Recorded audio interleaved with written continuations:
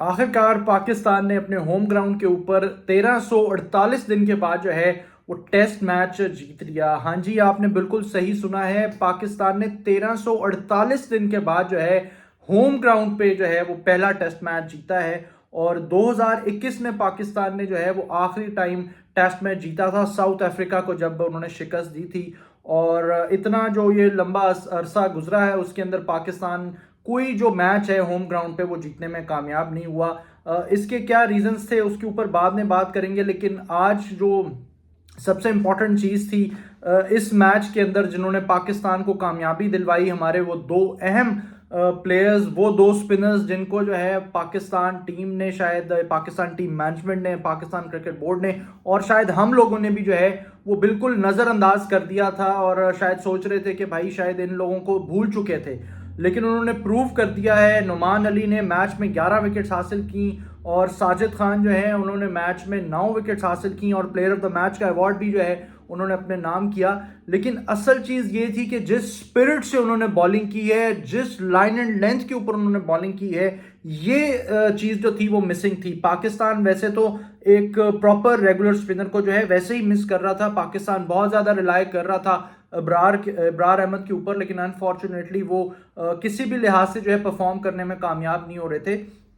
लेकिन यही डिफरेंस होता है जब आप एक रेड बॉल क्रिकेट खेलने वाले डोमेस्टिक के अंदर जो है इतना टाइम गुजारने वाले प्लेयर को मौका देते हैं, तो वो इसी तरीके की परफॉर्मेंस देता है।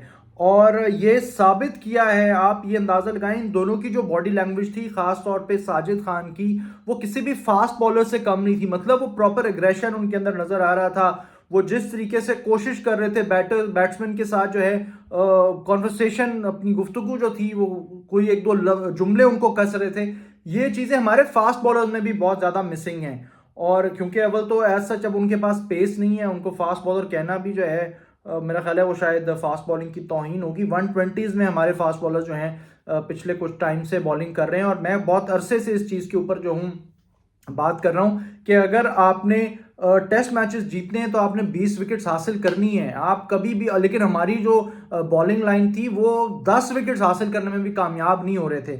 इससे आप अंदाज़ा लगाएं कि पाकिस्तान टीम की फास्ट बॉलिंग का क्या म्यार था और स्पिनर्स को जो है उस तरह मौका नहीं मिल रहा था, तो स्पिनर्स का क्या म्यार था। लेकिन हमने नुमान अली पे भी क्रिटिसाइज़ किया कि उनकी एज बहुत ज़्यादा हो गई है, अभी 38 साल के हुए हैं नुमान अली। लेकिन मेरा मानना यह है कि इनका एक्सपीरियंस हम कितना और ज़्यादा यूज़ कर सकेंगे, कितना हम इनको और यूटिलाइज कर सकेंगे, मैक्सिमम ये 1 साल या 2 साल। पाकिस्तान को चाहिए कि उनका जो बैकअप है वो अभी से तैयार करना शुरू करें, उनको वाइट बॉल क्रिकेट में मत लेकर आएँ। जिस तरीके से मेहरान मुमताज़ की बात हो रही थी, सुफियान मुकीम की बात हो रही थी, फैसल अकरम की बात हो रही थी, ये आप सबको अगर वाइट बॉल क्रिकेट खिलाते रहेंगे और रेड बॉल क्रिकेट से दूर रखेंगे तो कोई भी बॉलर जो है वो आके परफॉर्म नहीं कर पाएगा। इन बॉलर्स की सबसे अच्छी चीज़ ये थी कि ये लोग रेड बॉल क्रिकेट मुसलसल खेलते आ रहे थे, इनकी बहुत मेहनत है आपकी फर्स्ट क्लास क्रिकेट के अंदर, तब जाके जो है, और ऊपर से सोने पर सुहागा उनको पिच इस तरीके की मिल गई। इस तरह की पिच हर दफ़ा नहीं मुयसर होती हमारे स्पिन बॉलर्स को भी। और पाकिस्तान के पास अब उस तरह के फास्ट बॉलर्स नहीं रहे जो पहले नॉर्मल पिच को जो है बिल्कुल ख़त्म कर दिया करते थे, कि उसके ऊपर रिवर्स इतना बॉल हुआ करता था, हमारे बॉलर्स का पेस इतना हुआ करता था, यॉर्कर इस लिहाज से करते थे कि अगला बैट्समैन नहीं खेल सकता था। वो चीज़ें अब ख़त्म हो गई हैं। लेकिन इस जीत से हमें एक चीज़ ये हासिल हुई है, आप तीनों परफॉर्मर्स आप इस मैच के उठा के देख लें। कामरान गुलाम जिन्होंने डेब्यू पे सेंचुरी स्कोर की, नुमान अली जिन्होंने 11 विकेट्स ली हैं, साजिद खान जिन्होंने 9 विकेट्स ली हैं, ये सारे के सारे डोमेस्टिक के जो अच्छे वहाँ पे कारकर्दगी दिखाते हुए आए हैं, ये वो प्लेयर्स हैं। ये ऐसे नहीं है कि ये PSL से किसी को उठा लिया है, किसी को भी वो चैंपियंस कप में से उठा लिया है। आप ये अंदाज़ा लगाएं, साजिद खान को सिर्फ फाइनल जो है वो खेलने का मौका मिला और वहां पे उन्होंने फाइनल के अंदर प्लेयर ऑफ द मैच का अवार्ड हासिल किया। उसकी वजह है, उन्होंने बताया कि वो कब से प्रैक्टिस कर रहे हैं, इन एंड आउट का सिलसिला जो है वो कब से ये जारी है।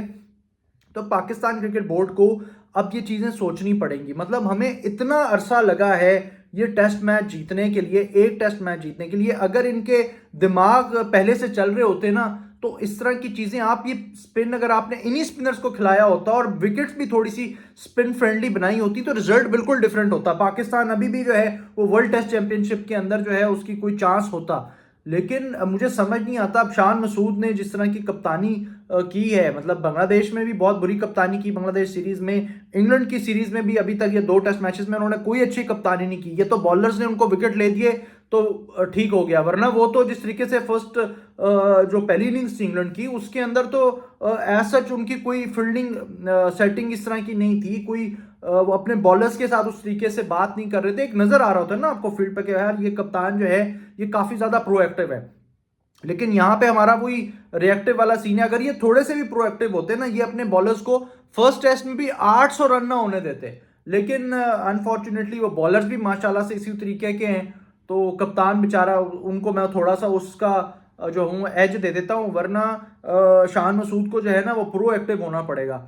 और पाकिस्तान जो है वो भी सिर्फ एक टेस्ट मैच जीता है, सीरीज भी नहीं जीता।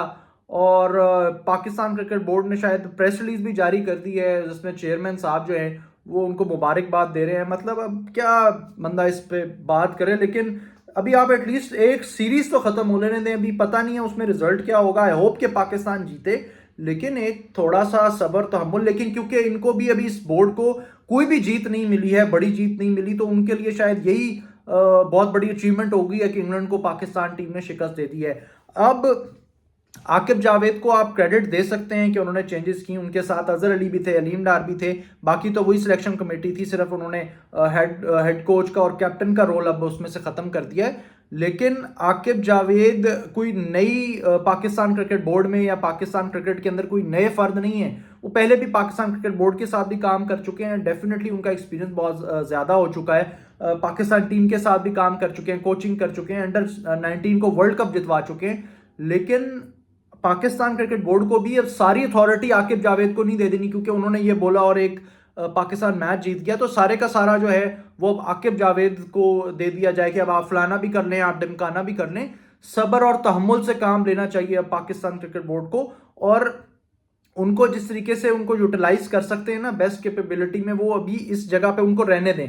अब ये ना हो कि पता चले जी अब ये डायरेक्टर क्रिकेट भी आकिब जावेद को बना दें, क्योंकि उन्होंने मशवरा दिया था कि स्पिन फ्रेंडली विकेट्स होनी चाहिए। ये कॉमन सेंस की बात है, जो कि शायद लैक कर रहे थे, आपके कैप्टन भी लैक कर रहे थे, और पिछली मैनेजमेंट तो बहुत ज्यादा ही लैक कर रही थी ना, उनका तो कोई दूर दूर तक ताल्लुक ही नहीं था शायद।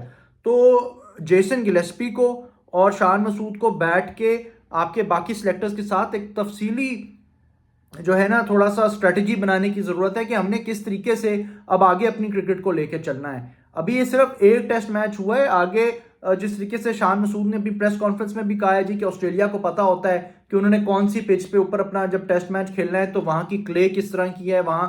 लेकिन सबसे पहले उसके लिए क्या चीज जरूरी है, आपको अपने प्लेयर्स का पता होना चाहिए कि मेरे पास जो प्लेयर्स अवेलेबल हैं क्या वो केपेबल हैं आपको मैच जितवाने के, खास तौर पे आपके बॉलर्स जिन्होंने मैच में 20 विकेट्स हासिल करनी है, तो आपने मैच जीतना है। लेकिन आज अभी हम इसके ऊपर बात इस तरह ज्यादा नहीं करेंगे, सिर्फ और सिर्फ जो है दाद देनी चाहिए पाकिस्तान के इन दोनों स्पिनर्स की, नुमान अली की और साजिद खान ने, जिन्होंने सिंगल हैंडेडली आप समझ लें, डेफिनेटली इसके अंदर कामरान गुलाम की इनिंग्स का बहुत जो है वो मैटर करता है पाकिस्तान को जितवाने में, उन्होंने कलीदी किरदार अदा किया। खास उसके अलावा सलमान अली आगा का भी जो है बहुत अहम रोल था। तो मेरा ख्याल है आज बहुत अरसे के बाद जब ये पाकिस्तान ये मैच जीता है, तो थोड़ा बहुत सेलिब्रेट करने की ज़रूरत है, थोड़ी सी नेगेटिविटी से दूर जाने की ज़रूरत है। लेकिन ये जो आपने सो कॉल्ड सुपरस्टार्स बनाए हुए थे, जिनको हम आपको बहुत अरसे से कह रहे थे कि खुदा के वास्ते इनसे जान छुड़वा लें, तभी जाके कुछ हालात बेहतर होंगे, और जैसे ही आपने इनसे जान छुड़वाई तो रिजल्ट आपके सामने है। आप लोग काइंडली हमें अपनी राय से ज़रूर आगाह कीजिएगा